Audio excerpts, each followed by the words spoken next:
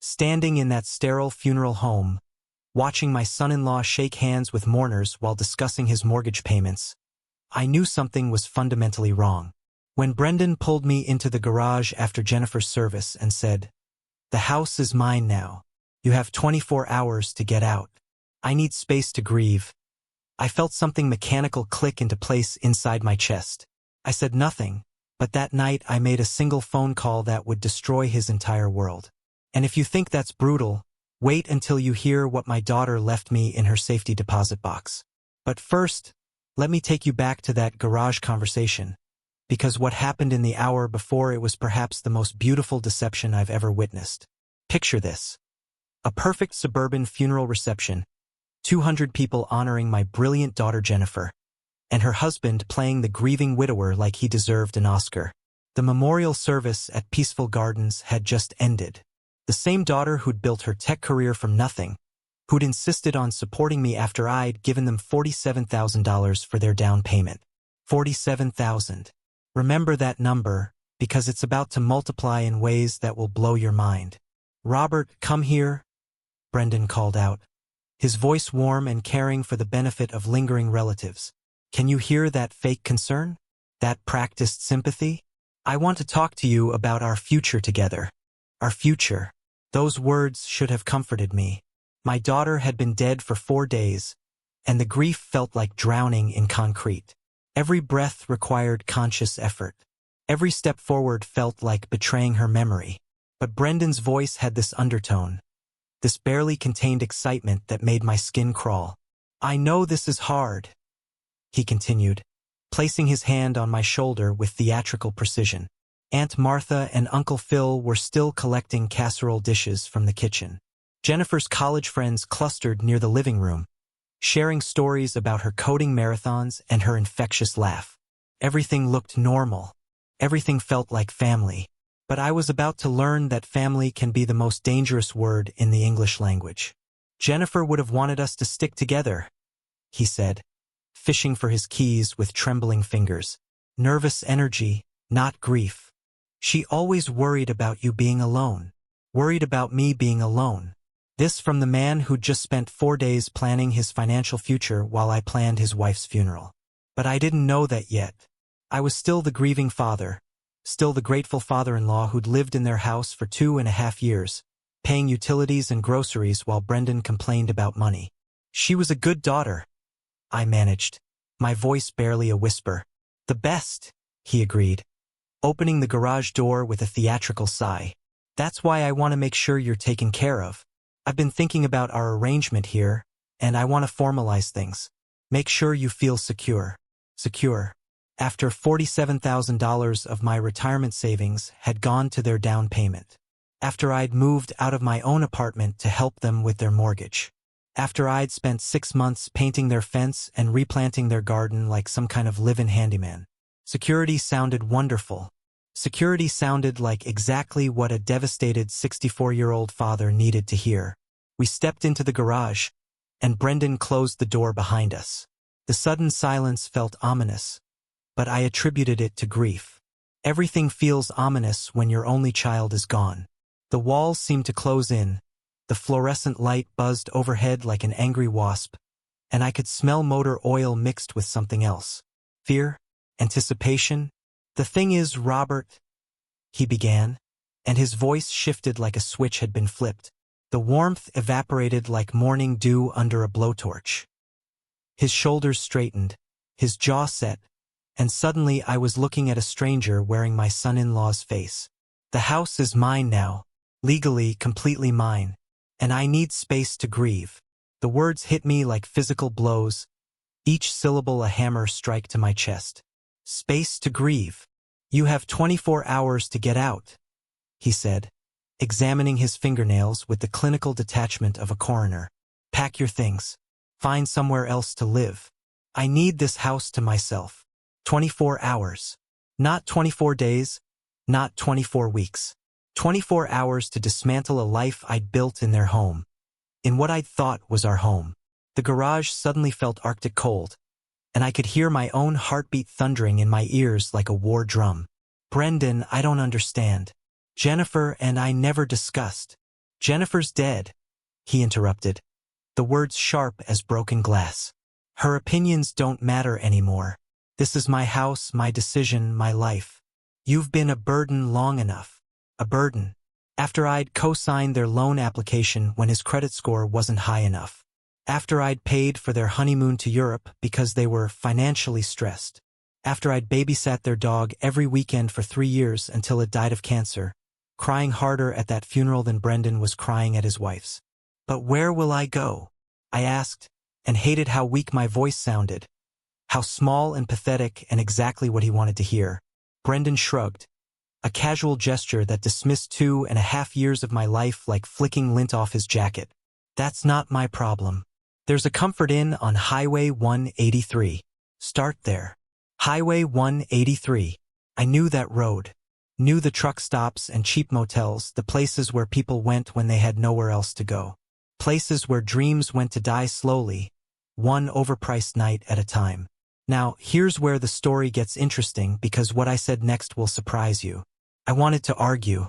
I wanted to remind him about the down payment, about the utilities I'd covered, about the countless dinners I'd cooked while he worked late.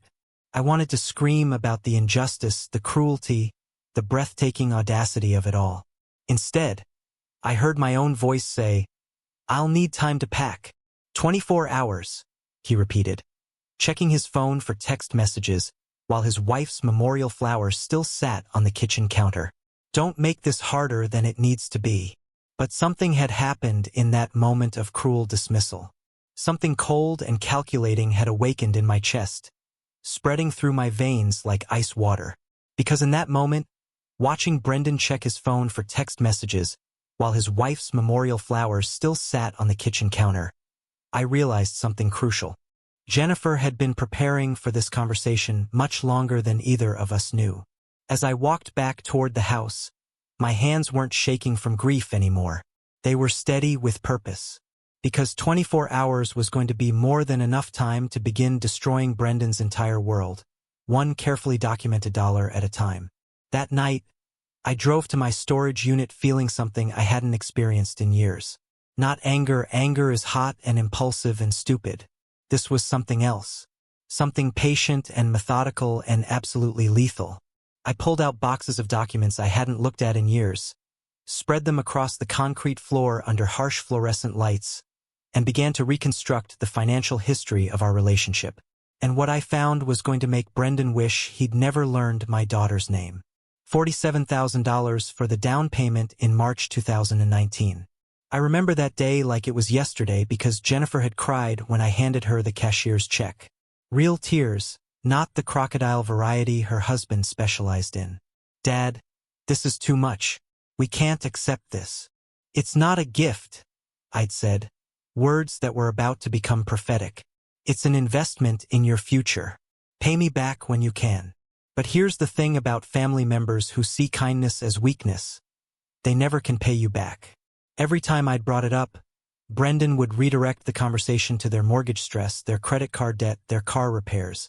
"We're barely keeping our heads above water," he'd say with practiced desperation. Maybe next year when Jennifer gets her promotion. Next year turned into the year after that, which turned into the year after that. 5 years and 8 months of next year. 5 years and 8 months of watching my retirement fund drain away while they took vacations to Costa Rica and bought home theater systems. But it gets worse. Oh, it gets so much worse. I found the utility bills I'd been paying. $1,437 every month for electricity, gas, water, and internet. For 2.5 years. That's $43,111 in utility payments for a house that was never legally mine. $43,000.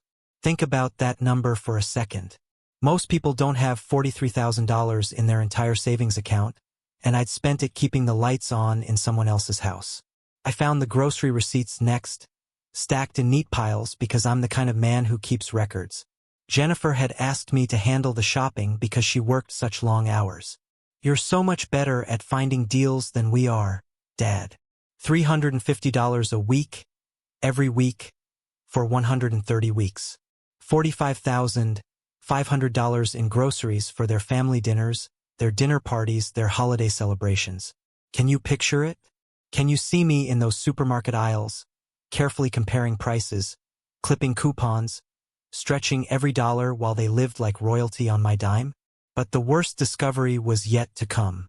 I found the receipts for the fence repair, the garden renovation, the deck staining, the driveway sealing. $12,800 in home improvements for a house that Brendan now claimed was entirely his. The math was simple and brutal. $148,411. Nearly $150,000 of my retirement savings had been absorbed into their lifestyle over the past 6 years. $150,000. To put that in perspective, that's more than most people make in 3 years. That's a decent house in many parts of the country. That's a retirement fund that could have lasted me the rest of my life. And I'd given it all to them, one payment at a time, one act of generosity at a time, one stupid, trusting gesture at a time. But here's where the story takes a turn that will restore your faith in justice. Because Jennifer, my brilliant, ethical, loving daughter, had left me one final gift. And when I found her last birthday card to me, just 8 months ago, I understood that she'd been fighting for me even when I didn't know I needed fighting for. She'd written in her careful handwriting, "Dad, I know we haven't paid you back yet for the house, but Brendan says we should wait until we're more stable. I want you to know how grateful I am for everything you've sacrificed for us. I promise I'll make it right someday. Love always, Jennifer." She'd known. She'd remembered. She'd wanted to make it right. And judging by what I was about to discover, she'd been working on exactly that when the aneurysm took her. I didn't cry. I calculated. The next morning, I walked into Harrison Law offices on Congress Avenue carrying a manila folder thick enough to choke a horse. Margaret Harrison was a small woman with steel-gray hair and the kind of handshake that told you she'd spent decades fighting for people who couldn't fight for themselves. "Mr. Miller," she said, gesturing to the chair across from her desk with the authority of someone who'd seen every kind of family betrayal imaginable. "I understand you need help with a property matter." "I need to understand my rights," I said, placing the folder on her desk like I was laying down a royal flush. "My daughter died 4 days ago. Her husband is evicting me from their house. I've contributed significant money to that property over the years." Significant money. That was like calling the Grand Canyon a small ditch. She opened the folder and began examining my documentation. Her eyebrows rose like theater curtains as she reviewed the bank statements, the canceled checks, the utility bills. I watched her face change as the numbers sank in, watched her transition from professional sympathy to professional outrage. "Mr. Miller," she said after 20 minutes of careful review, "did you and your daughter have any written agreement about these payments?" "No," I admitted. "It was family. We trusted each other." "And your son-in-law? Was he aware of the scope of your financial contributions?" I thought about Brendan's casual dismissal of my burden status, his complete shock at the numbers I was showing him. "I don't think he was keeping track." Margaret Harrison leaned back in her chair and studied me with sharp, intelligent eyes that had probably seen every variation of human greed imaginable. "Mr. Miller, based on what I'm seeing here, you may have legal standing to claim a beneficial interest in that property. The amount of money you've contributed, combined with your residential history, could constitute grounds for a constructive trust claim." Constructive trust. I liked the sound of that.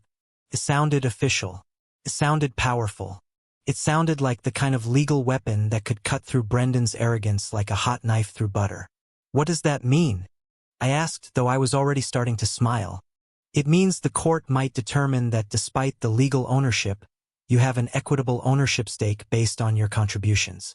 It's complex litigation, but with this documentation, it's definitely possible." I felt something settle into place, like a gear engaging after years of slipping. How long would that take? 18 months, maybe 2 years. And it would be expensive. Expensive. I almost laughed. After watching $150,000 disappear into someone else's lifestyle, expensive was relative. What would you estimate my chances? With this documentation? 70%, maybe 75%. Texas courts don't like people being taken advantage of, especially elderly parents. Elderly parents. I was 64 years old, and for the first time in years I didn't feel old. I felt focused. I felt dangerous. I felt like a man with nothing left to lose and everything to gain. "I'd like to retain your services," I said. "My retainer is $5,000. I wrote the check without hesitation, my handwriting bold and confident. For the first time since Jennifer's death, I was taking action instead of absorbing punishment. For the first time in years, I was the one making the rules. That afternoon, Margaret Harrison's office served Brendan with papers that must have hit him like a sledgehammer to the face. By 5 o'clock, my phone was ringing with the panicked desperation of a man who just realized his easy money wasn't going to be so easy after all. "What the hell is this?" Brendan's voice was tight with panic, high-pitched with the kind of fear that comes when your comfortable world suddenly tilts sideways. "Constructive trust claim? Beneficial interest? Are you suing me?" "I'm protecting my investment," I said with the calm of a man who'd finally found his footing. "Your investment? You gave us that money. It was a gift. Oh, this was delicious. This was absolutely delicious. Do you have documentation of that gift? A letter from me stating it was a gift? Any paperwork indicating I waived my right to repayment?" The silence on the other end of the line was so complete I could hear him breathing, could practically hear the gears grinding in his head as he tried to figure out how to spin his way out of this. "Because I have documentation of every payment I've made toward that property for the past 6 years. I continued, savoring every word. "And I have witnesses who heard me describe it as a loan, not a gift." "This is insane," he sputtered, and I could picture him pacing in that kitchen, running his hands through his hair like he always did when he was stressed. "Jennifer would be horrified. Jennifer wanted to pay me back," I said, my voice cutting through his protests like a scalpel. "She wrote it in my birthday card. She felt guilty about how long it was taking." Another silence, longer this time. I could hear the wheels turning, could practically see him trying to calculate his way out of this mess. "Look," Brendan said, his voice shifting to something resembling reasonableness, the tone of a man who'd suddenly realized he was drowning and needed a life preserver. "Maybe we can work something out. I don't want to fight you. We're family." Family. That word again. The word he'd used like a weapon to keep me compliant, to keep me grateful, to keep me paying his bills while he planned my eviction. "We were family when you threw me out of the house 24 hours after my daughter's funeral," I replied, each word measured and precise. "Now we're business associates with competing financial interests." I hung up and sat in my comforting room, listening to the highway traffic and feeling something I hadn't experienced in years. Control. Power. The intoxicating rush of being the one holding all the cards for once. But that phone call was just the beginning, because what happened next was going to make Brendan realize that underestimating a grieving father was the biggest mistake of his life. The next morning brought a call from a different attorney, someone representing Brendan. Timothy Walsh, according to his business card, specialized in family law and estate disputes. His voice probably cost $300 an hour and had the smooth confidence of a man who'd never lost a case he couldn't buy his way out of. "Mr. Miller," he said with practiced sympathy, "my client is willing to discuss a settlement arrangement." "I'm listening," I said, though I was already planning to reject whatever lowball offer they were about to make. "He's prepared to offer you $15,000 to withdraw your claim." $15,000. Out of nearly $150,000 I'd contributed. I had to bite my tongue to keep from laughing out loud. "That's insulting," I said. "It's more than you'd get if you lose in court," Walsh replied with the arrogance of a man who'd never faced someone with nothing left to lose. "Litigation is expensive and uncertain. This is a guaranteed resolution. Tell your client I'll consider $25,000. I'll relay that message." But I wasn't planning to accept $25,000 either. I wasn't planning to accept anything, because I was about to discover something that would change everything. Something that would make $150,000 look like pocket change. That evening, I called Jennifer's best friend, Sarah Martinez, who'd worked with her at the tech company. Sarah and Jennifer had been close since college, the kind of friendship that survives marriages, divorces, career changes, and all the other earthquakes that shake adult life. "Mr. Miller," Sarah said when she answered, her voice thick with genuine grief. I'm so sorry about Jennifer. She loved you so much. Thank you, Sarah. I wonder if I could ask you something. Did Jennifer ever mention anything about financial arrangements with Brendan? About money she owed me? Sarah was quiet for a moment, and I could hear her choosing her words carefully. Actually, yes. She mentioned it several times over the years.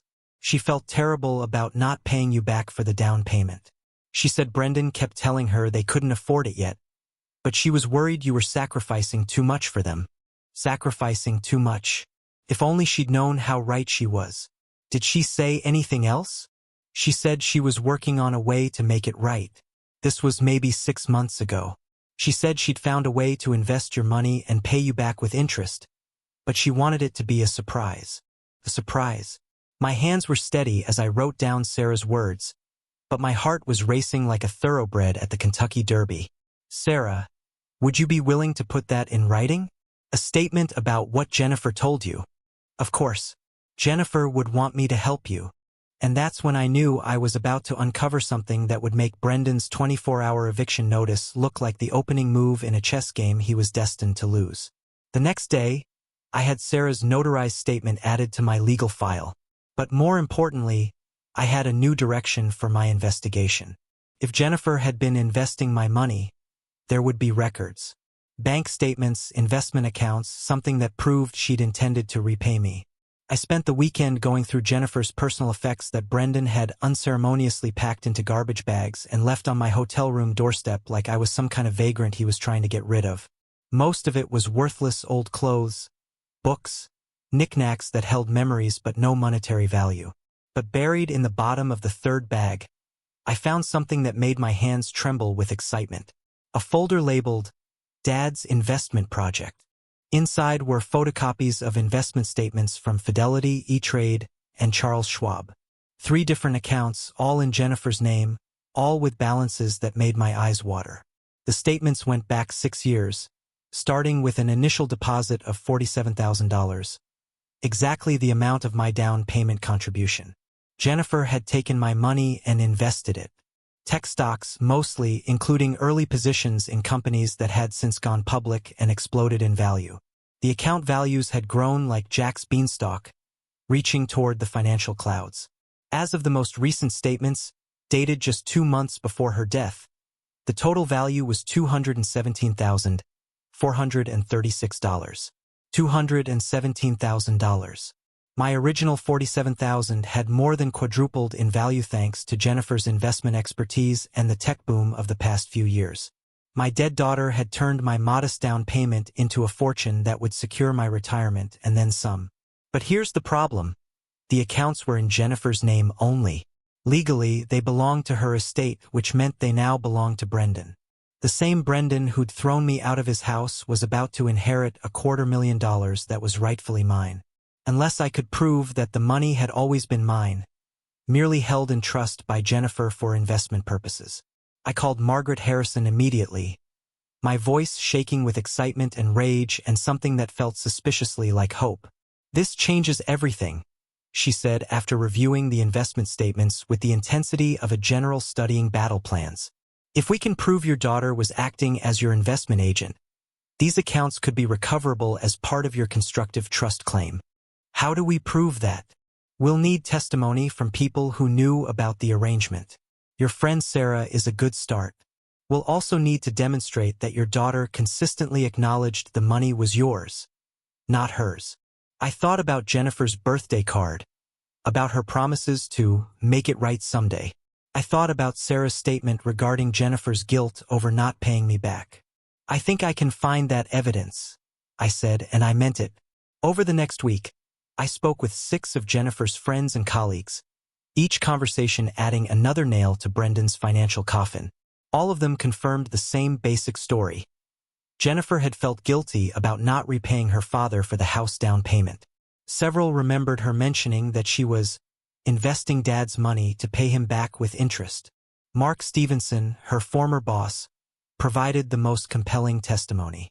"Jennifer was very ethical about money," he said in his notarized statement. She told me explicitly that she'd taken her father's down payment money and was investing it on his behalf. She said she wanted to surprise him with a substantial return when she paid him back.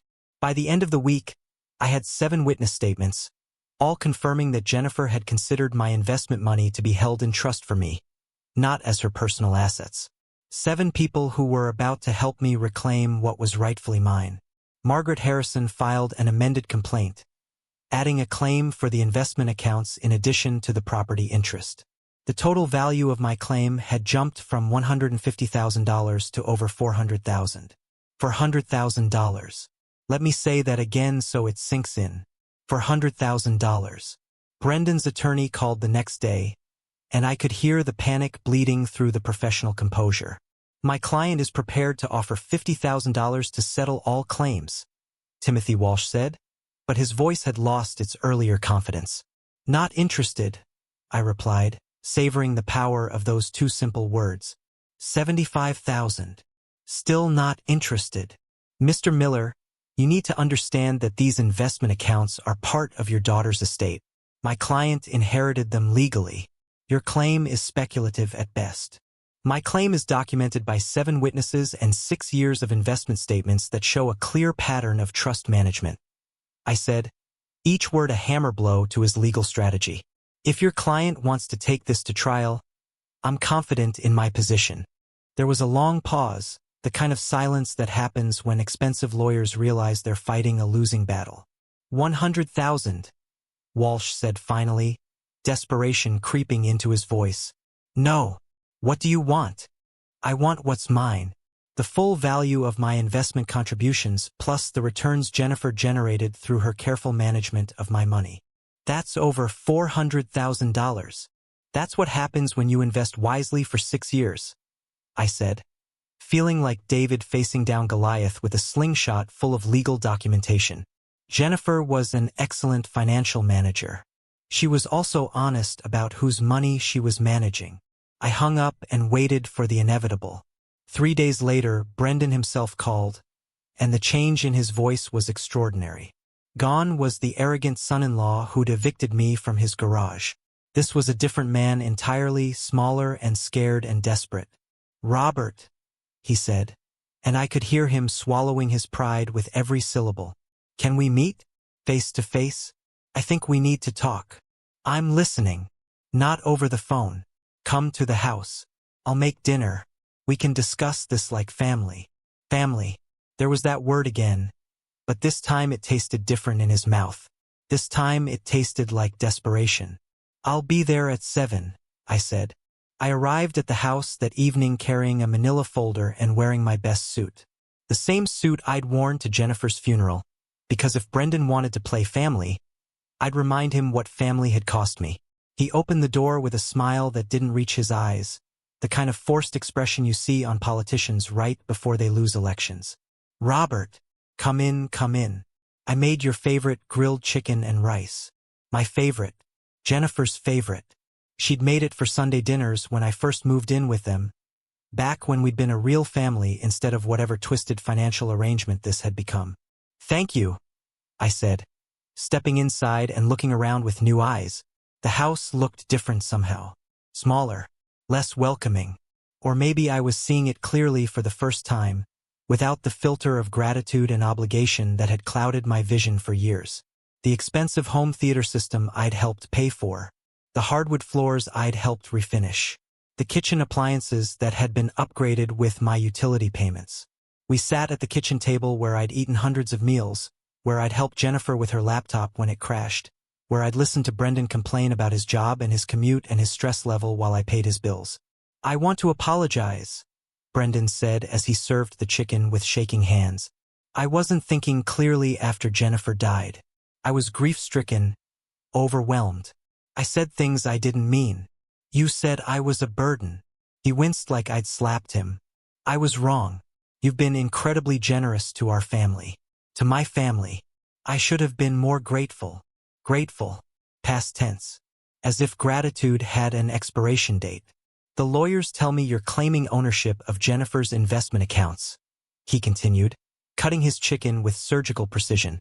I'm claiming ownership of my money that Jennifer was investing on my behalf, I corrected, watching him process the distinction. Right? Of course. I can see how there might be some confusion about that arrangement. Confusion. As if $47,000 plus 6 years of investment management was some kind of misunderstanding, like forgetting to return a borrowed book. The thing is, Brendan continued, and I could see him working up to his pitch. Those accounts are substantial. More money than either of us really needs. Either of us. Interesting phrasing from someone who'd claimed complete ownership just days before. What are you proposing? I asked, though I already knew where this was heading. A partnership. We split the accounts 50-50. That gives you over $100,000, which is more than enough to buy a nice condo, maybe something in a retirement community. You'd be set for life. A retirement community. Somewhere I could be warehoused with other discarded parents while he enjoyed the fruits of my investment in a house that my money had helped buy. And you? I asked. I keep the house, obviously, and my half of the accounts helps me maintain it. Keeps Jennifer's memory alive in the place she loved most. Jennifer's memory. The woman who'd worked 12-hour days to build her tech career, who'd invested my money wisely and ethically, who'd felt guilty about not paying me back. Brendan was going to honor her memory by stealing her father's retirement savings. That's generous of you, I said mildly, setting down my fork. His face lit up like Christmas morning. I'm glad you see it that way. We can call the lawyers tomorrow and work out the details. Actually, I said, reaching for my manila folder with the calm of a man about to detonate a nuclear bomb. I have some details to share with you first. I spread Jennifer's investment statements across the table like a poker player revealing a royal flush. Brendan's eyes widened as he saw the account balances, his face going through a fascinating range of colors from healthy pink to sickly green. $217,000, I said, letting the number hang in the air like smoke. That's what Jennifer managed to grow my original $47,000 into over 6 years. She was quite talented. Yes, he said carefully, his voice barely above a whisper. She was good with money.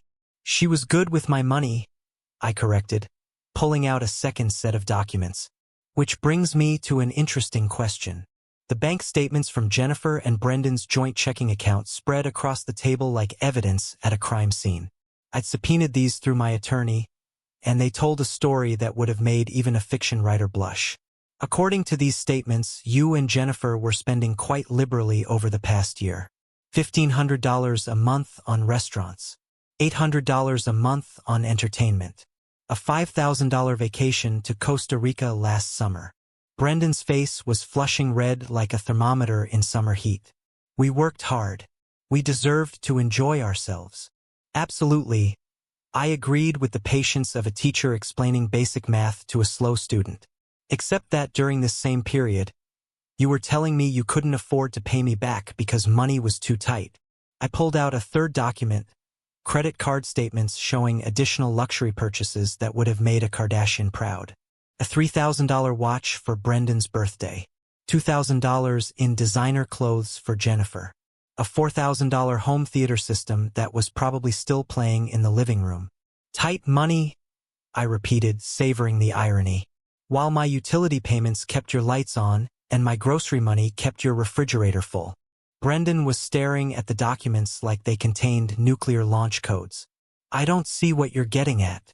I'm getting at fraud, I said with the calm of a man who'd finally found the right weapon. Specifically, the fraud of claiming poverty while spending lavishly, then using that false claim of poverty to avoid repaying legitimate debts. It wasn't debt, he exploded, his carefully constructed composure finally cracking. You gave us that money. Actually, I said, pulling out Sarah Martinez's notarized statement with the flourish of a magician revealing his final trick. Jennifer told multiple people that she owed me that money and felt guilty about not paying it back. That sounds like debt to me. I spread out all 7 witness statements across the table like a royal flush in a high-stakes poker game. Brendan read them with growing horror, his face cycling through disbelief, anger, and finally, the kind of desperate fear that comes when you realize you've been caught red-handed. These people are lying, he said weakly. All 7 of them? Including Jennifer's boss and her college roommate and her best friend since high school? They all decided to lie about the same thing. He had no answer for that because there was no answer. The truth was spread across his kitchen table in black and white, documented and notarized and absolutely devastating. Here's what's going to happen, I continued, my voice steady as a surgeon's scalpel. My attorney is filing for expedited discovery on all of your financial records for the past 3 years. We're going to document every luxury purchase you made while claiming you couldn't afford to pay me back. Then we're going to present that evidence to a jury and ask them to decide whether you acted in good faith. You can't do this, he said, but his voice was barely a whisper. I can and I am. Unless, of course, you'd prefer to settle. For how much? I looked around the kitchen where I'd spent so many evenings, where I'd felt like part of a family, where I'd been tolerated and ultimately discarded like yesterday's newspaper. Everything? I said, the word falling between us like a gavel. The house, the investment accounts, everything that my money helped build. That's impossible. I can't just give you everything. You're not giving me anything, I said, standing up and collecting my documents with the dignity of a man who'd finally found his footing. You're returning what was always mine. I walked toward the door, then paused, because there was one more thing that needed to be said. You know what the saddest part is, Brendan? Jennifer really did love you. She talked about you constantly, defended you when I had concerns, made excuses for your behavior. She would have shared everything with you willingly. All you had to do was be honest. Where are you going? He called after me. To my attorney's office, I said, to file for emergency injunctive relief, preventing you from accessing those investment accounts pending trial. I left him sitting at the kitchen table surrounded by evidence of his own greed and drove through the Austin night feeling something I hadn't experienced in years. Not satisfaction exactly. Something cleaner than that. Justice. Margaret Harrison worked late that night preparing our emergency motion. By morning, we had a temporary restraining order freezing all of Jennifer's investment accounts pending resolution of our claim. Brendan's phone calls started before noon. You're destroying my life, he screamed into my voicemail. I can't access any of Jennifer's money. I can't pay the mortgage. I can't pay the credit cards. This is insane. Call me back. We need to talk.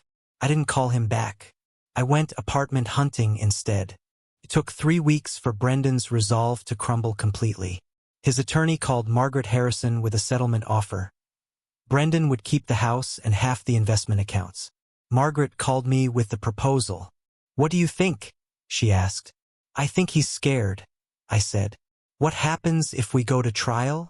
With the evidence we have, I'd estimate an 85% chance of complete victory. The witness statements are devastating, and the financial records show a clear pattern of deception. Then we go to trial. 2 days later, Timothy Walsh called personally. Mr. Miller, he said, my client is prepared to make a final offer. He'll transfer his interest in the house to you and surrender the investment accounts. In exchange, he wants you to cover the remaining mortgage balance and allow him 60 days to find alternative housing. I thought about it for exactly 10 seconds. Deal, I said. The closing took place on a Thursday morning in November, exactly 4 months after Jennifer's death. Brendan looked like he'd aged 5 years in 5 months. His eyes were hollow, his suit wrinkled, his handshake weak and defeated. I hope you're happy, he said as he signed the deed transfer. I'm not happy, I replied honestly. My daughter is dead. But I'm no longer being stolen from, which is progress. He left the law office without another word, carrying a single suitcase and the keys to Jennifer's old Honda Civic. I'd let him keep the car as a gesture of mercy that Margaret Harrison had advised against. I drove to the house that afternoon, my house now, and walked through the rooms slowly. The living room where I'd watched countless football games with Jennifer. The kitchen where we'd cooked Sunday dinners together. The guest bedroom where I'd lived for 2.5 years, always feeling like a temporary resident. I found Jennifer's letter tucked into her jewelry box, hidden behind a false back that she'd probably installed herself. She'd always been clever with her hands. Dad, the letter began, if you're reading this, I'm gone and Brendan has shown you his true character. I'm sorry. I should have seen it sooner, should have protected you better. The letter was dated 6 months before her death, before her diagnosis, before she'd known her time was limited. I've been investing your $47,000 since you gave it to us for the down payment. I told Brendan it was a loan, not a gift, but he either didn't listen or didn't care. The money has grown substantially, and I've been waiting for the right time to surprise you with the returns.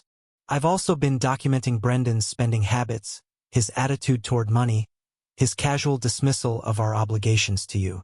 I'm starting to understand that he sees your generosity as weakness rather than love. If something happens to me, if you're reading this letter, it means Brendan has kicked you out and claimed everything for himself. The investment accounts are in my name, but the money is yours. I have 7 friends who will testify that I always intended to pay you back with interest. Use this letter and the witness statements to reclaim what's rightfully yours. Don't let him steal your kindness the way he's stolen your money. I love you, Dad. I'm sorry I didn't protect you better while I was alive. Let this be my final gift to you, the means to protect yourself. Your daughter always, Jennifer. I sat in her empty bedroom and finally allowed myself to cry. Not from sadness, though the sadness was overwhelming. I cried from relief. Jennifer had seen the truth about Brendan and had taken steps to protect me. Even in death, she was still my daughter, still looking out for her father.